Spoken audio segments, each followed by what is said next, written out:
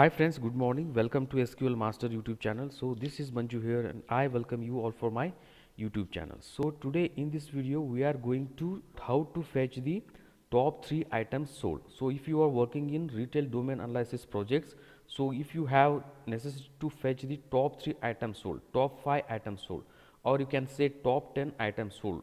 So how you can able to write the query for that? So how you can able to fetch the records in SQL?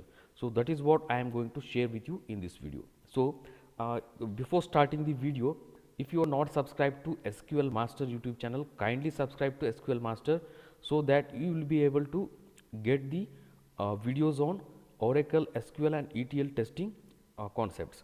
So this is very important in interview query here. So I am using here SQL developer and this is what my table here, sales table. Okay, so this table containing order ID column, product ID and city and quantity sold. So I want to fetch here the quantity sold in quantity sold column. I want to fetch top 3 items sold. So this is what here, like 12, 10 and 9. These are the top 3 items sold I want to fetch. So be with me till the end of the video, so you will be able to get the logic behind this query. So I am writing query here, select distinct quantity sold from sales S1, where condition I have to put here, where I want to fetch top 3 records. So 3 is greater than or equal to, then below here the sub query goes, open parenthesis, select count of distinct quantity sold.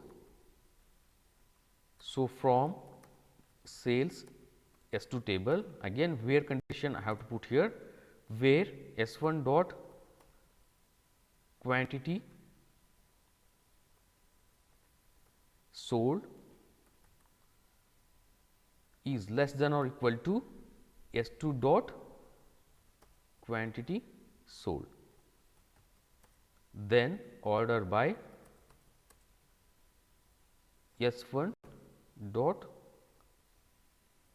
quantity sold, DESE.